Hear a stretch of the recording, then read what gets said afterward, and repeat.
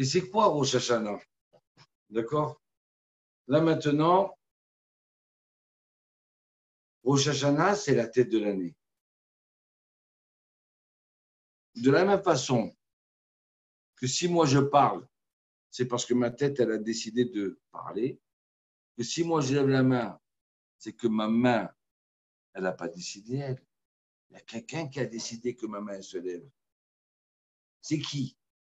C'est ma tête. D'accord? De la même façon que Hachem, il dirige le monde entier.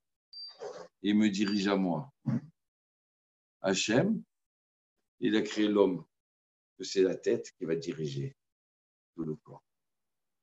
Si on comprend ça, d'accord? Alors on peut comprendre. Ça veut dire quoi, Rosh Hashanah?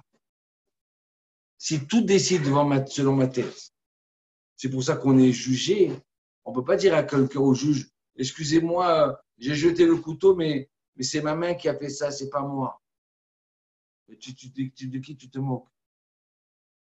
Quoi, tu veux que je frappe ta main? Mais ta main, c'est toi. C'est ta tête qui a décidé.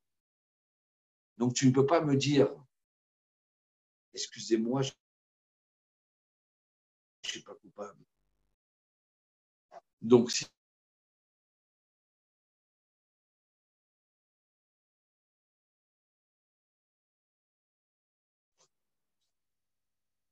ce moment-là, ce qu'il faut faire, c'est quoi? C'est que Rosh Hashanah, ça veut dire la tête de l'année. Ça veut dire tout ce qui va diriger toute l'année, chaque jour, le lendemain de Rosh Hashanah, après Kippour, dans un mois, dans 2 mois, dans 3 mois. Qu'est-ce qui va décider? C'est pas ce jour-là qui va décider qu'est-ce qu'il veut faire. Principalement, c'est la tête de l'année. Donc, c'est pour ça que cette tête-là, c'est très important à se préparer. C'est décisif, ces 48 jours-là, 48 heures, Ken, elles vont être décisives pour nous. Elles vont influencer sur toute ma vie. Et si vous voulez comprendre bien, c'est quoi ces 48 heures? Ben, les 48 heures de l'année dernière, Hachem, il a décidé que l'année Tatinpé 5780, il va se dévoiler un virus qui s'appelle le Corona, le Covid-19, qui a rendu fou les peuples, les nations, le monde entier. Et jusqu'à maintenant, ils n'arrivent pas à s'en sortir. Il y a des gens qui ont le virus et ils ne savent pas qu'ils ont le virus. Ils se promènent à droite, à gauche. Et ils distribuent des virus comme le Père Noël. Et il y a des gens qui n'ont pas le virus. Et pourtant, ils ont vérifié. Ah, monsieur, vous n'avez rien. Ils ont des courbatures. Ils ont mal à la tête. Ils toussent. Ils ont tous les symptômes. Et quand on vérifie, ils n'ont pas le virus. C'est quoi ça? Alors, ils étaient sûrs de trouver ça en 2 mois, 3 mois, ce virus-là, ce vaccin. Eh bien non, ils n'ont pas trouvé.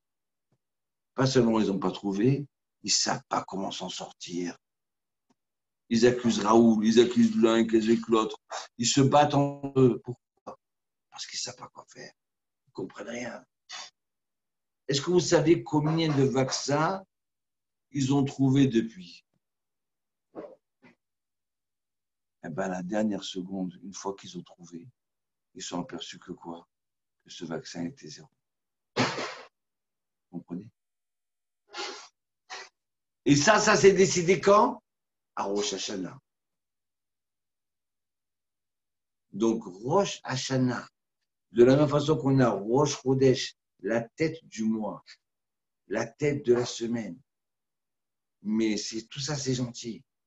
Mais ce n'est pas aussi fort que Rosh Hashanah. Nos sages, ils disent qu'à Rosh Hashanah, il va être décidé qui c'est qui va partir en guerre, qui c'est qui aura le shalom dans son pays, qui c'est qui aura le shalom dans sa vie, qui c'est qui aura le shalom dans sa maison, qui c'est qui va vivre, qui c'est qui va mourir. Je ne dis pas ça pour vous angoisser, pas du tout. Mais il faut être conscient de ce qui va se jouer là. Et si on est conscient qu'à ce jour-là, alors on peut gagner. Parce que Hachem ne veut pas nous faire perdre. Hachem nous avertit pour qu'on réussisse et pour qu'on gagne. D'accord? C'est pas comme certains juges, certains policiers qui vont faire une entrée dans la maison de façon soudaine. Ah, personne ne bouge. On vérifie qu'est-ce qui se passe. Non. Hachem, il ne veut pas nous casser. Hachem ne veut pas nous faire tomber. Hachem, il nous aime. Donc, il nous avertit. Attention, dans 3 jours, 4 jours, c'est Rosh Hashanah. Prépare-toi. Surtout ne te saoule pas, Rosh Hashanah. Surtout ne dors pas, Rosh Hashanah. Parce que celui qui dort, il croit que on va sonner de la trompette et c'est la fête. Et on mange des dattes et on mange les sésames. Allez, ça serait une bonne année. Voilà, allez, c'est un 1er janvier. Bon, ça, j'ai dit, celui qui dort à Rosh Hashanah, son mazal, sa chance, il dort à Rosh Hashanah. Ça veut dire que son année, il risque de s'endormir. Donc, on a entre nos mains une possibilité de changer notre vie. Et encore une fois, oui, on est jugé à Rosh Hashanah. Mais elle nous juge pourquoi Hachem? Pour essayer de changer notre vie dans le bien. Donc, comme il nous juge pour essayer de nous changer notre vie dans le bien, celui qui ne veut pas changer, celui qui ne veut pas s'améliorer, c'est comme quoi vous arrivez devant le roi. D'accord? Et le roi lui dit, bon, allez, vas-y, demande qu'est-ce que tu veux. Allez, dis-moi qu'est-ce que tu veux. J'ai une possibilité de te guérir. J'ai un médecin extraordinaire. Et toi, tu lui dis, non, laissez tomber. Je n'ai pas envie. Quoi? Parmi tout le monde, j'ai été choisi à toi pour essayer de t'aider. Et toi, tu ne veux pas? Mais si tu ne veux pas, c'est tiens, vaut rien. Ça veut dire que tu ne mérites même pas l'argent que je t'ai donné. Tu ne mérites même pas la santé que je t'ai donnée. Donc, alors, si c'est comme ça, eh ben, on va faire des expériences sur toi. C'est-à-dire de ne pas vouloir se réveiller, de ne pas vouloir changer, s'améliorer, c'est ça le vrai jugement. Vous comprenez? C'est Rosh Hashanah, la tête de l'âne. Alors, aussi bien on doit craindre et on doit être réveillé et on doit être prêt, il faut réviser ça, ses prières, savoir qu'est-ce qu'on va dire quand on va chanter. Et Ratson, quand on va chanter juste avant la sonnette du chauffard. Quand vous lisez ces paroles-là, hein, que moi, ce chauffard, il vient d'où? Il vient de la Kedat Yitzhak, du sacrifice d'Yitzhak. Vous voyez comment Abraham et Yitzhak, ils étaient prêts à se sacrifier pour Dieu. Comment on raconte ça? Comment on le chante ça? Mais on pleure tellement c'est merveilleux. Alors moi, je vais mettre, mes amis, c'est vrai qu'on vit un moment fou, on perd la tête, on perd notre temps dans des films ou dans les cartes ou dans d'autres choses. Mais achetez un livre sur Rosh Hashanah ou sur Kippour, hébreu français, et lisez. Lisez les passages avant de sonner du chauffard. Et Chariat Ratson. Quand vous lisez ça, comment Abraham Avinu, il a pris Yitzhak pour aller le sacrifier. D'accord? Avec quelle sainteté, avec quelle pudeur. On a les larmes aux yeux. Yitzhak, il dit à Abraham, dis-moi, papa, où c'est qu'il est? Où c'est qu'il est l'agneau qu'on va sacrifier? Qu'est-ce qu'ils disent, Abraham? T'inquiète pas, Hachem il pourvoira. Et après, dès qu'il met le bûcher, il met Yitzhak, il le met sur le bûcher.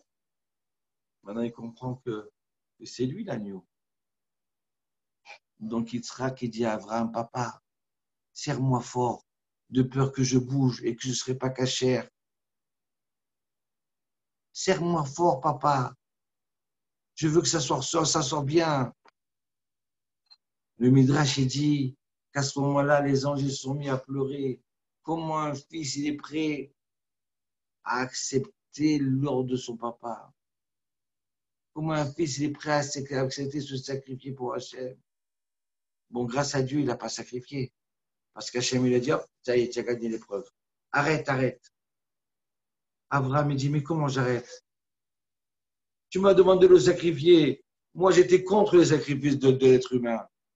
Mais comme tu m'as demandé, je me suis fait un travail. Vous savez, il y a des gens qui sont communistes à fond, ils ont une idéologie à fond. Et puis, dans ce coup, tu sais quoi, excuse-moi, mais tu t'es trompé de route, change de route. Ah, mais je ne peux pas changer de route. Abraham Avinu, alors qu'il s'est moqué de tous les peuples, que c'est interdit de sacrifier ses enfants pour un Dieu, d'un seul coup, Hachem, il lui dit, tu sais, ton fils unique, que tu as attendu pendant plus de 100 ans, eh bien maintenant, je te demande de sacrifier. Il a 37 ans. Qu'est-ce qu'il aurait pu dire, Abraham? Non, non, je ne peux pas, moi, pas moi. Tu sais comment mon idéologie, tu me demandes quelque chose qui est contraire à mes idées.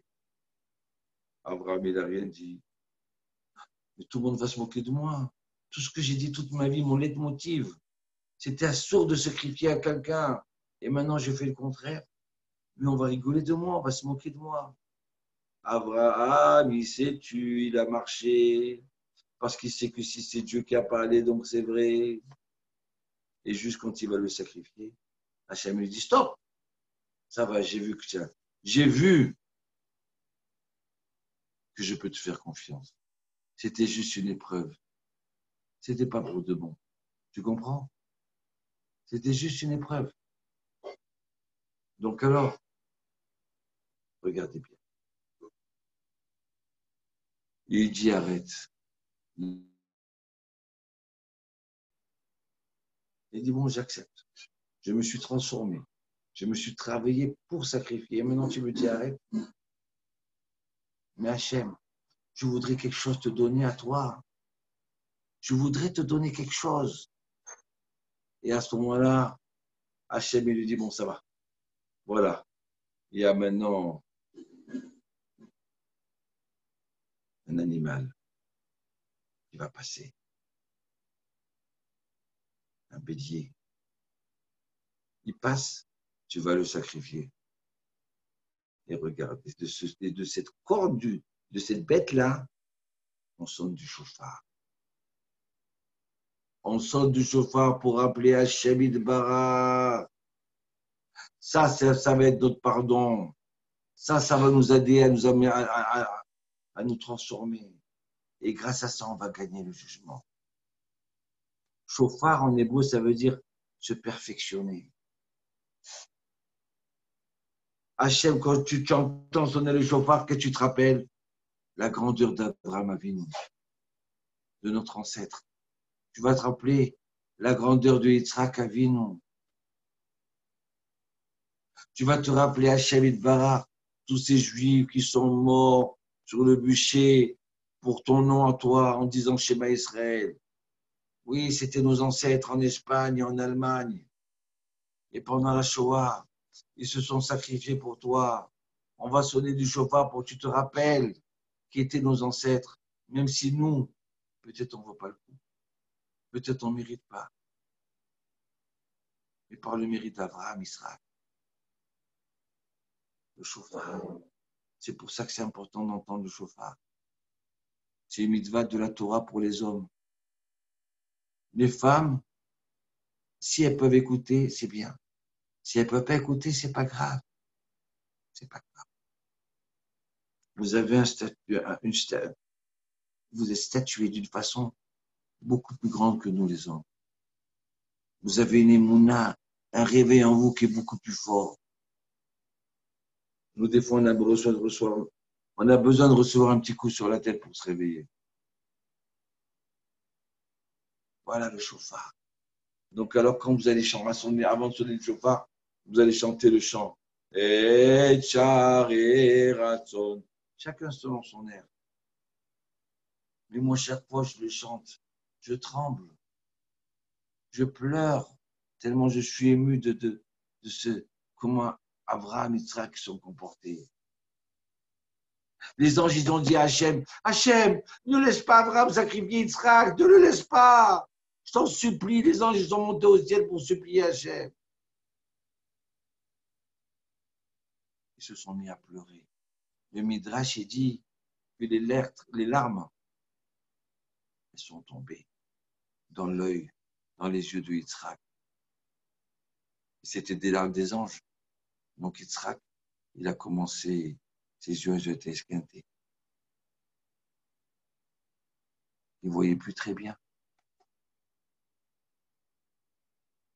En vérité, il ne voyait plus très bien dans ce monde-là. C'est pas un verre, c'est pas un livre. Et pour voir quelque chose de plus profond que ça, plus loin que ça. Mes chers amis, oui, on est un peuple extraordinaire. Parce que nous, quand on arrive le premier de l'année, on ne fait pas la fête comme des fous, des cinglés, toute la nuit. Eh bien, qu'est-ce qu'on fait? On fait un bilan de notre année. Pas pour nous casser. C'est pas ça du tout le but. Le but, c'est pour avancer, progresser. Oui, on fait un bilan. Oui, Dieu va nous juger. Hachem. Oui, cette année, j'ai raté. J'ai pas fait comme je voulais l'année dernière, comme j'ai décidé à Rosh Hashanah l'année dernière. Mais je suis là devant toi. Je veux y arriver. Et je suis sûr et certain que le fait que tu vois que je prends conscience, mon Dieu, le fait que tu vois que je suis réveillé et je cours pour aller à la synagogue. Parce qu'écoutez-moi bien, il faut aller à la synagogue. Hein. C'est pas possible que les gens ils vont au restaurant, d'accord? Ils vont pas à la synagogue. Ah, restaurant, c'est permis d'aller, hein? Il y a 10 personnes, 15 personnes, 20 personnes. Et puis d'un seul coup, la synagogue. Ah non, non, non, c'est dangereux, j'y vais pas. C'est quoi cette absurdité? Si tu n'as pas peur de sortir de la maison, alors aie confiance dans la synagogue. De toute façon, le virus, on risque de l'attraper ou pas l'attraper. Quelqu'un qui ne sort pas du tout, quelqu'un qui a peur, qui ne bouge pas de la maison, c'est autre chose. Il veut prier chez lui, il peut prier chez lui. Mais quelqu'un qui sort dehors, qui va au restaurant et qui dit maintenant, la synagogue, on l'a dispensée, mais c'est péché. On n'a pas le droit. On doit faire attention, peut-être mettre le masque, faire attention, on doit faire ce qu'on fait toute la semaine. Attention, on fait attention à la synagogue pareil. D'accord? On a besoin de prier en public, en tous ensemble, de crier vers Hachem, de dire Adonai ou Elohim, Adonai ou Elohim. Oui, notre Dieu, oui, oui. C'est lui qui nous juge. C'est lui, notre Seigneur, éternel. Alors écoutez bien, je vais vous dire encore quelque chose de merveilleux. Alors, vous savez, c'est quoi le premier? Alors, Rosh Hashanah, d'accord? Rosh, c'est la tête, on a dit. Shana, c'est l'année. Mais ça s'appelle aussi Shana, ça s'appelle sommeil. Il ne faut pas dormir ce jour-là.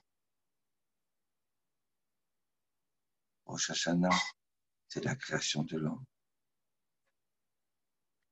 Dieu, il a créé l'homme dans cette période-là. Que ce soit Rosh Hashanah ou 5 jours avant. Ça veut dire quoi? Ça veut dire qu'à Rosh Hashanah, je peux me recréer. Si Hachem, il a créé l'homme, donc alors j'ai une possibilité de me renouveler, de me reformer. Rosh Hashanah, c'est le jour des miracles. C'est le jour où Sarah, Jusqu'à l'âge de 90 ans, elle n'est pas arrivée à tomber enceinte. Et nos sages nous disent qu'elle n'avait plus de matrice, elle était vieille. Elle n'était plus rien. Qu'est-ce qu'elle avait? Rien. Eh bien, Rosh Hashanah, Sarah est tombée enceinte. Rosh Hashanah, Léa est tombée enceinte. Rivka est tombée enceinte. Rachel est tombée enceinte. Hannah, elle est tombée enceinte. Toutes ces femmes stériles qui étaient vides, eh bien, est arrivé le miracle.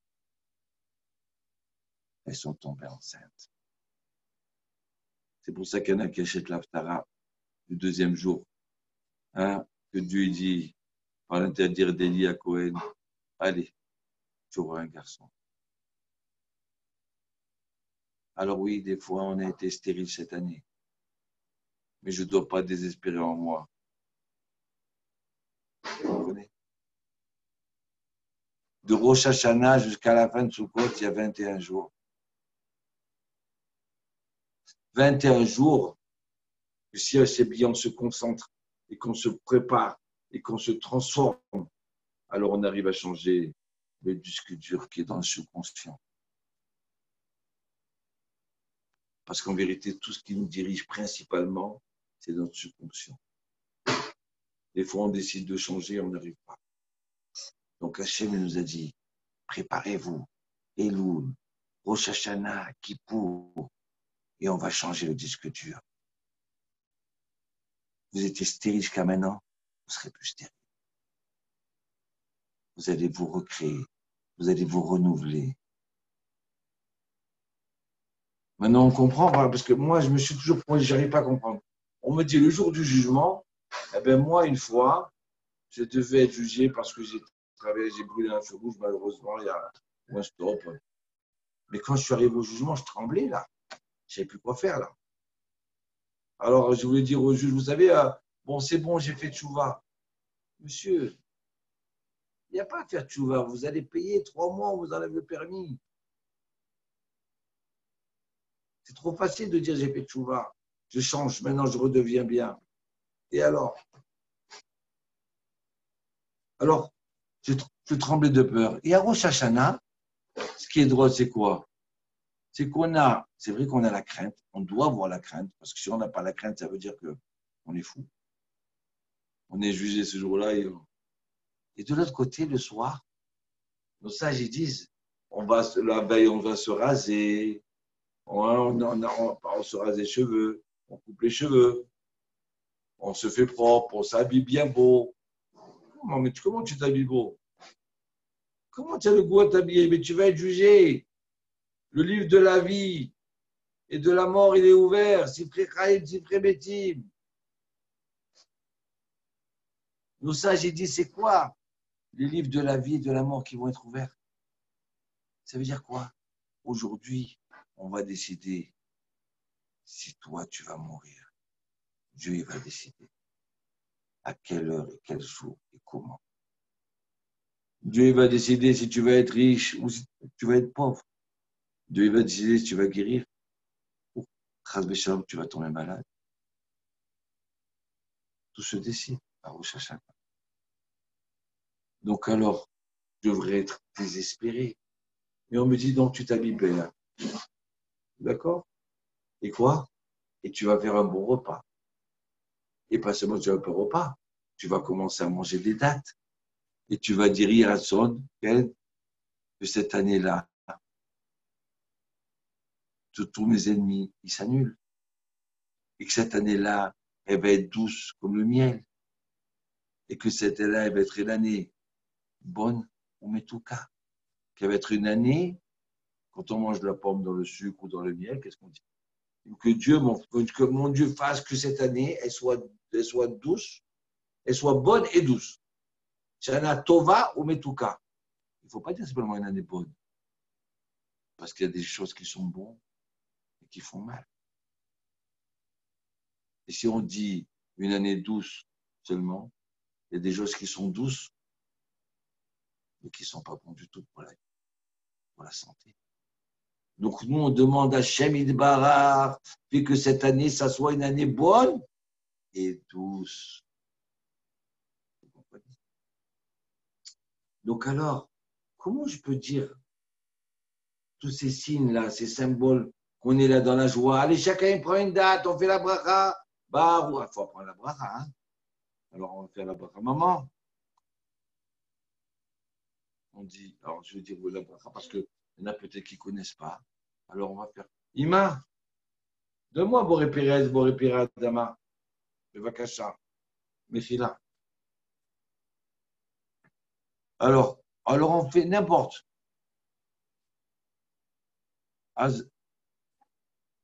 Regardez, on mange une date et on fait la bracha tous ensemble. Et on est confiant. Vous comprenez? Alors, d'un côté, on est confiant. D'un côté, on est joyeux. D'accord? Et de l'autre côté, c'est le jour du jugement. Parce qu'on a l'émouna que si on s'est réveillé, Hachem va nous juger bien. Donc, on doit être confiant. On ne doit pas être des gens cassés. Ah, cette année, elle va être mauvaise. Hein. Ouh là là, cette année, je la vois, avec toutes les fautes que j'ai faites cette année, ouah, je vais être noir, je ne vais pas gagner d'argent, je vais tomber malade. Hachem, il veut qu'on soit optimiste, qu'on se réveille, qu'on dise, cette année, si Dieu veut, elle sera bonne. Cette année, on va réussir. Alors, ce qu'il faut savoir, c'est qu'on est jugé sur deux choses. On est jugé individuellement et on est jugé le peuple d'Israël. Vous comprenez? Donc,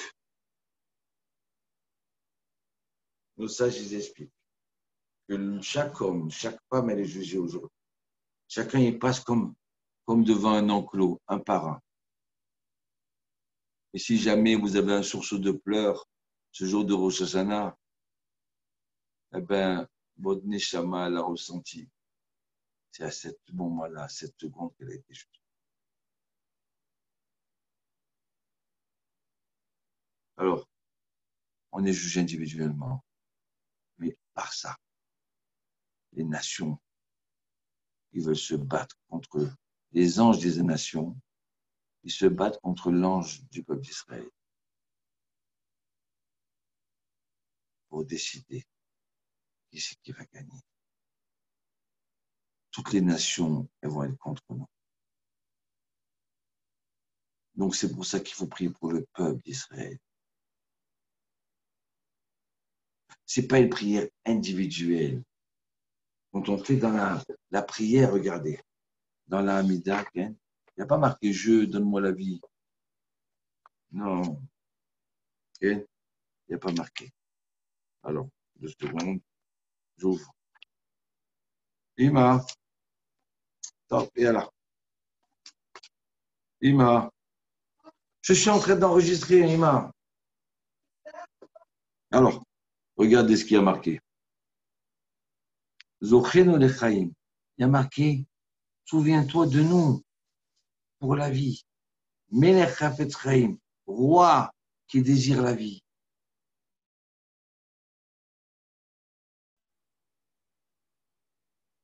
En ta faveur, Dieu de la vie. Parce que Hachem, c'est un Dieu de la vie. C'est un Dieu pour la vie. C'est un Dieu pour le peuple d'Israël. C'est un Dieu pour le monde entier. Il n'y a pas marqué inscris-moi. Non. Il y a marqué inscris-nous. On prie pour le peuple d'Israël. Et chacun de nous, il fait partie du peuple d'Israël. D'accord? Donc, c'est important de penser et de prier pour le peuple d'Israël. Regardez. Notre cher Bibi, au mois de mai, alors que toutes les nations dans le monde entier n'ont pas suggéré le coronavirus. Ils n'ont pas suggéré. Donc, il y a eu des morts. Ce n'est pas de leur faute, hein, tout à pas. Hachem, te donne une longue vie. Donc, ils n'ont pas suggéré. Il y a eu des malades, les hôpitaux étaient pleins. Et nous, une petite nation en plein milieu du monde entier qui était envahi de malades et de morts. D'accord? Le responsable des pompes funèbres à Jérusalem, il m'a dit, Baruch Hashem, nous, on n'a pas eu de travail. Il y a eu moins de morts que d'habitude. Moins de morts de cardiaque, moins de morts du diabète, moins de morts du Covid, du coronavirus. Donc, Hachem, pourquoi? Parce qu'on est le peuple d'Israël. On est le peuple aimé d'Hachem. On est en Eretz Israël. Eretz Israël, il y a marqué que Dieu, il a les yeux du début de l'année jusqu'à la fin de l'année. Donc, on est un peuple protégé sur sa terre. On vit de miracles. Il y a des fois quelques bavures qui arrivent parce qu'il faut nous remettre sur la route. Mais dans l'ensemble, on est le protégé de Dieu sur la tête d'Israël. Et maintenant, notre cher Bibi, qu'est-ce qu'il dit? Grâce à Dieu, on a su gérer. On avait nos hôpitaux organisés pour. On avait nos médecins organisés pour. On était préparés. Mais comment tu peux être un menteur? Moi, je l'aime bien, Bibi. Mais sur ça, il a glissé. C'est pas mieux que Macron et que Trump et les autres. Tu n'as pas géré. Peut-être que tu es mieux, mais tu n'as pas géré le corona. Tu ne savais rien. Ni toi, ni tes médecins, ni dans les hôpitaux. Hachem, il a protégé ce peuple sur sa terre. Et au lieu de dire, eh ben oui, on a été encore les meilleurs grâce à Dieu. C'est Dieu qui nous a sauvés. De la même façon qu'il nous a sauvés en 48, il nous a sauvés en 67, il nous a sauvés en 73. De la même façon qu'on est les meilleurs dans le vin, dans les meilleurs dans ça, eh ben on est meilleurs aussi là-dedans. Comment c'est possible que en Jordanie, à droite, à gauche, c'est la catastrophe et nous, c'est bon. On a le moins au monde. Qui on est, nous? On a le moins au monde. Ben nous, on est le peuple d'Hachem. Mais Bibi, il a pris sur lui. Il a dit, c'est lui le plus fort. C'est nos médecins les plus forts. C'est nos scientifiques les plus forts. Nos hôpitaux les plus forts. Ah, t'as dit que tu sais gérer. Alors, eh ben, maintenant, on va te laisser gérer. Eh ben, depuis le mois de mai, c'est la catastrophe. D'un seul coup, le meilleur pays au monde, eh ben, c'est devenu le pire au monde. Mais qu'est-ce qui se passe là? Mais comment ça se fait? On est arrivé à 1100 morts, que Dieu nous en préserve. Et comment ça se fait qu'il y a des malades et tout ça? Ah, parce qu'on n'a pas su gérer. Pas du tout. Vous n'arrêtez pas de gérer. Vous n'arrivez pas. Pas simplement vous n'arrivez pas. Vous n'arriverez pas. Parce que si cette terre-là, elle est dirigée par Dieu, donc il faut qu'on dise Hachem, on ne veut plus gérer. Il n'y a que toi qui peux gérer. À Rosh Hashanah, on va dire Hachem, ça y est, on n'est pas assez intelligent. Tu nous as sorti un virus. Vous savez combien de vaccins sont sortis depuis? Je vous l'ai déjà dit. À la dernière seconde, il est zéro ce vaccin. On devient fou. Les nations deviennent fous. Ils ne savent plus comment on perd. Ils perdent des milliards. Des milliards qu'ils avaient gardés de côté, en passant. Hein, au lieu de les donner aux pauvres. Hein, au lieu de donner à manger à ceux qui avaient besoin. Ah, d'un seul coup, tu as de l'argent. Mais d'où tu avais l'argent, notre cher Bibi?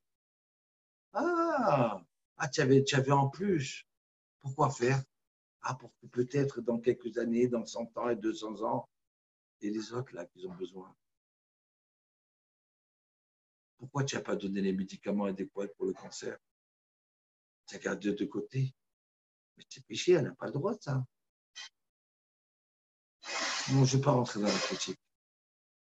Mais juste pour montrer au Shashana. Au Shashana, on arrive, on dit Hachem. Eh bien, j'étais sûr que j'étais le meilleur. Mais si je suis arrivé, c'est parce que c'est toi qui me rends meilleur.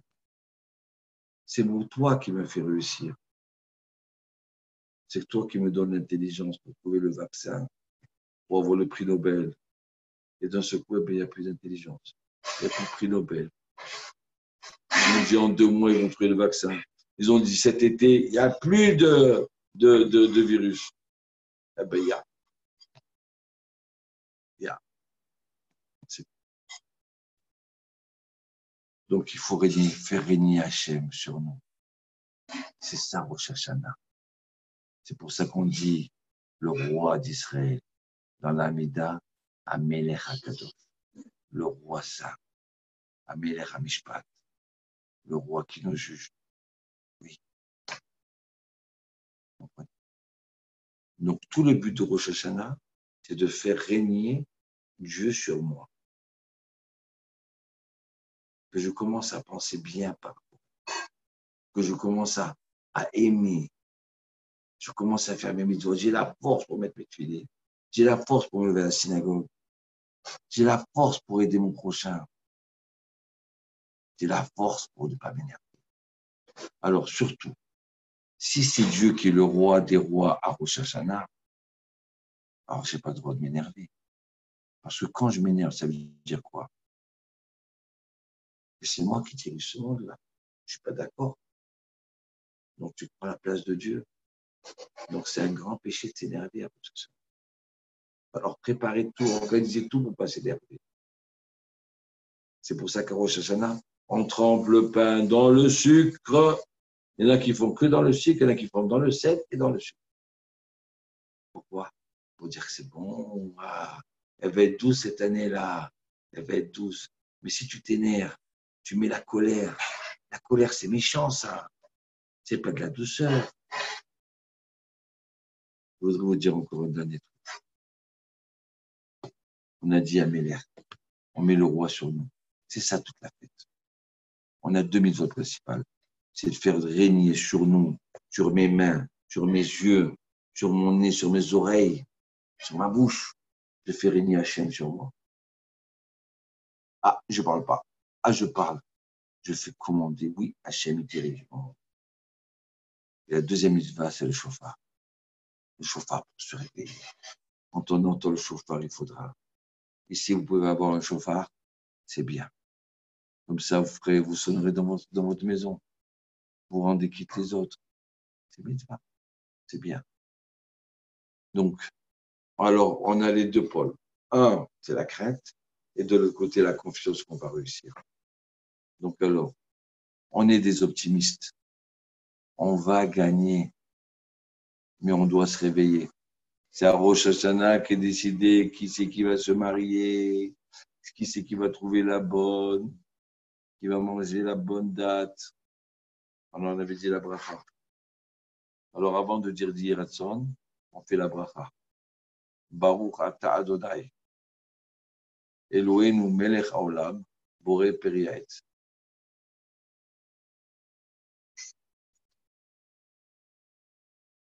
Et à ce moment-là, ok, on dit, vous n'aimez pas les dates, vous pouvez faire la prière, sans la bracha, d'accord, la bénédiction, mais vous pouvez faire la prière sans manger la date, d'accord?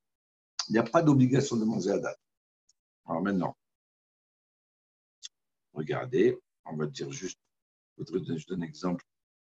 En attendant, on va dire, pour le Hadama, on prend des graines, d'accord?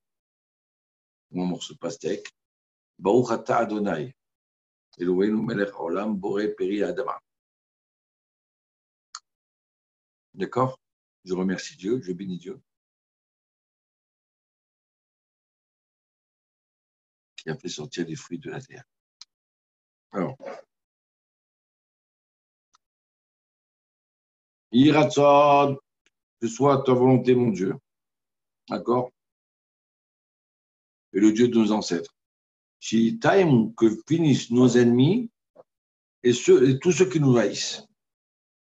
On mange la tamar et on dit, tamar, ça veut dire terminer. D'accord?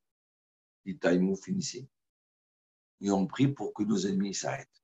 Et on pense aux ennemis spirituels, Il y a des ennemis comme ça qui peuvent nous empêcher de faire des mitzvot. Et après, on prend par exemple, d'accord, des rimons, des grenades, et on dit, attends que tu fasses, on sera rempli de mitzvot, comme le rimon, comme la grenade. Comme la grenade, elle a plein de petits grains, bons, doux, et bien qu'on soit rempli de mitzvot, hein, de bonnes actions, comme la grenade. Voilà. Bonne année, Shana Tova. Prenez des choses que vous aimez ce jour-là. Soyez confiants, on va gagner. Et de l'autre côté aussi, avec la crainte, on est jugé. Shana Tova, Tiva et Khatima Tova. C'est important de se bénir, de bénir son prochain. Comment on se bénit? Vous savez comment on se bénit? Quand tu bénis le juif qui est en face de toi, alors tu reçois la bénédiction. Parce que le juif qui est en toi, c'est un fils de roi de Dieu. C'est le fils d'Hachem. Donc quand tu le bénis, tu le bénis. Alors je vous bénis maintenant. Tiva Vechatima Tova. Vous soyez inscrits et scellés, signés d'une bonne année. Au revoir et merci d'être avec nous. Au revoir.